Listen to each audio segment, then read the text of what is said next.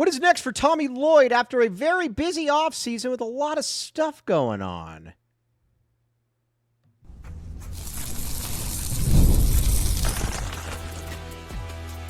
You are Locked On Wildcats, your daily podcast on the Arizona Wildcats. Part of the Locked On Podcast Network, your team every day.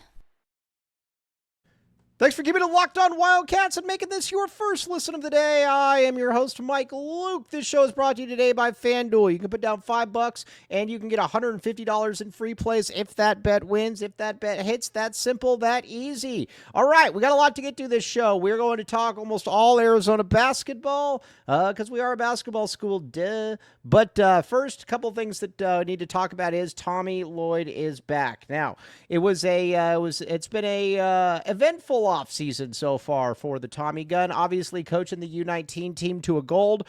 Listen, those coaches that are doing that, they don't get those jobs by default. You don't. No crappy coach gets a job like that. That's just not how it works. That will never be how it works. That is just not the case. So there's like I said. So Tommy does. Now I will say that I think his character shines through. Well, I mean, I know that some other players are, I know that are responsible for putting this team together. But the guys that I'm recruiting, like Cam Holmes or Christian Collins, I would absolutely keep on the team because I am recruiting, but that's because I am selfish. But either way, it was a good look for Tommy, and you could also see too how he was going to use Koa Peat. Koa Peat is an absolute monster. He had, he really stood out, and I think most of the national media just saw how good he is and what he can really bring to the table. He's too big for little guys. He's too fast for bigger guys. I think at the college level, he's going to be an absolute matchup nightmare. I also don't care at all that he's a freshman because he's got the strength of a 28-year-old. So he's going to be, like I said, he's going to be somebody that is going to be a real problem for a lot of people. And I think that's what's going to be exciting about watching all of this and watching all of how Koa Peat, performs at the next level. It was cool to see. It was cool to watch how they were able to all get along and how everything worked. So cool stuff to watch. Now, Tommy is back, though, and some of the kids that Arizona's recruiting, we need to give an update on. Christian Collins out of California. Listen, we've talked about it a million times. I don't believe that Arizona can get both Christian Collins and Cam Williams, possibly because of money issues, first and foremost, but that just doesn't seem to me to be one that is probably going to be likely for the Wildcats.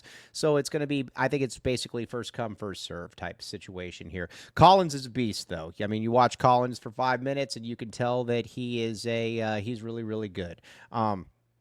He is he's a one and done, just like Cam Williams. Arizona's going to be in there till the very end. They feel very good about where they are at. Christian Collins, like I said, he's with Clutch, and I believe from a stylistic perspective, I believe that Christian Collins and Cam Williams should be able to play together. I understand that they probably won't, but I do think that they can play together because I think Cam Williams is far more of a wing, while Christian Collins is more of a 4. But Collins, if you got Collins, you have Koa Peat's, his back or his replacement immediately because, well, Koa Peat's going to be a one and done player. That is, I don't think that there's any surprise about that. And so, like I said, I think Arizona lands one of Collins or Williams. I don't know which one they land, but I do think they land one. And, as we've talked about before, it's fairly unusual it's basically unprecedented for Arizona to target an in-state kid early and then to not get him to end up committing in one way, shape, or form. So, like I said, I would imagine that both those guys, I would imagine that Arizona is going to get one of those two guys because that's generally what Arizona does at the end of the day. I think that's a pretty cool part about all of this and how this, and basically what you were looking at here. Now, the other thing, too, that you need to look at, though, is, like I said, Arizona, I think you're going to be getting 6 or 7 people in this class because you're going to have a lot of guys to replace. You're going to have to replace Koa Peat. You're going to have to replace Braden Burries, most likely. You're going to have to replace a lot of different guys, and that's what Arizona's here for, and I think that's what's, that's basically what you were looking for at this time is that, guys that can come in and guys that are going going to be physically able to play. I think when you look at this team right now, you know that which guys are physically able to play. These guys are, and I don't know that you're going to necessarily get that coming up, but I do think at the same time you're going to be able to get somebody that's going to be fairly decent in that role. I will put it to you like that. So. Like I said, it's going to be a fascinating thing to watch how this does play out. Now, there's an in-state kid and there's a pro that Arizona that we need to talk about here. But first, game time. Now, it's not football or basketball isn't here, but that doesn't mean that there's not a million different things you can get into. We've all been there early, logging on early and waiting forever for concert tickets to go on sale, only to lose your spot for a show you've been dying for. It's annoying. Now, live music should be about making memories, not dealing with the stress of ticket shopping. That's where Game Time comes in. Game Time, your one-stop shop. Game Time makes concert tickets faster and easier than ever. Prices actually drop as it gets closer to showtime. It doesn't go up like 9 times or whatever. So, and you can save up to 60% off with killer last-minute deals. Tired of endless scrolling, trying to find the best deal? Game Time zone deals pick the best seats in the section for you. Ever wonder what your view will actually look like before you buy? The app will show it, so there's no fool's gold involved. Take the guesswork out of buying concert and get show tickets with Game Time. Download the Game Time app, create an account, and use code LOCKEDONCollege for $20 off your first purchase. Terms apply. Again, create an account and redeem code LOCKEDONCollege for $20 off. Download the Game Time app today. Last minute tickets, lowest prices guaranteed. They are there to help you, everyone.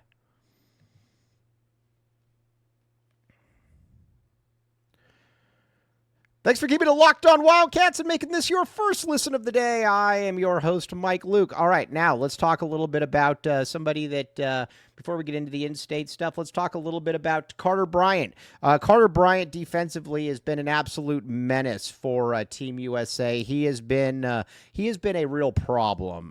Watching him, you can just see that he's a player that blocking shots comes very, very naturally to him, and that's not something that a lot of times it's a natural for somebody. Is that for somebody to have a situation where it just you watch him and they can just block shots. He's been allowed to roam. He's been allowed to go around and doing all kinds of different things, and he's been a menace. Now, I don't know how that's going to necessarily translate. Is he going to play this year? Probably not a lot. He's probably going to be in the G League, but I think if you're the Spurs, you're probably pretty excited about what you've seen from Carter so far.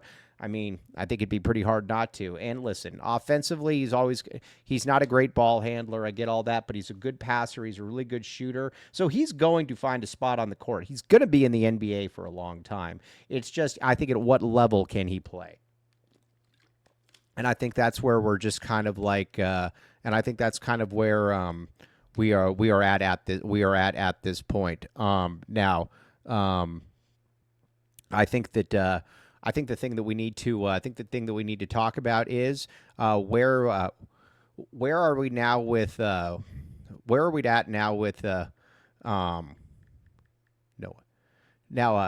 I think the thing we need to talk about now is where you are then with when it comes to Arizona football Arizona basketball and Aiden Diggs. Aiden Diggs is going to be very, very interesting when it comes to all of this. I think the thing about Aiden Diggs is he's a guy you watch Aiden Diggs and he's too big, he's too good for basically the Arizona high school scene. He's going to be at Millennium, and he's going to be somebody that, like I said, you watch him and you can just kind of tell that he is he's good, he's strong, he's big, he's physical.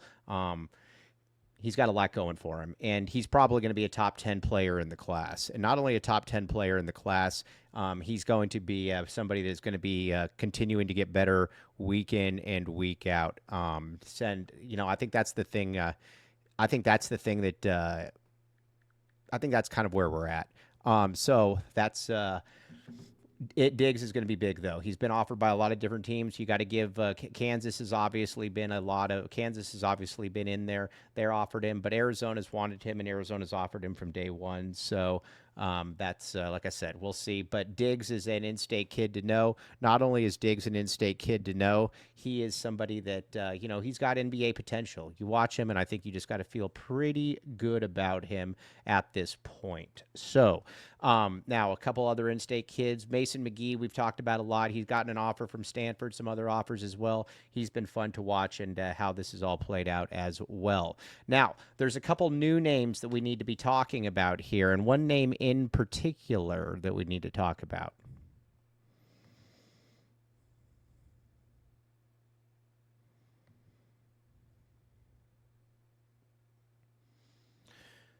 Thanks for keeping it locked on Wildcats and making this your first listen of the day. I'm your host, Mike Luke. All right, now, again, locked on your team every day. Let's talk a little bit about, then about where we are at with when it comes to how we are with Arizona and where you are. You're looking at Junior County. Junior County is a kid that guard can do a lot of different things on the court. I think Arizona would probably end up loving to get him eventually. He's really good. He's a new name to keep an eye on. Like I said, in the 26 and 27 classes, Arizona's going to put together a really talented squad. And you watch him, and you can understand why you watch County. There's going to be, like I said, there's going to be two or three spots there that are going to be very, very fun to watch as all of this does play out. And the first one that, like I said, you need to watch is that wing position, because you're going to have to replace a lot of wings. We've talked about it before. Cam Holmes is going to be a priority. You could see Junior County being in there as well. Cam Williams, I consider him more of a wing, so there's obviously that.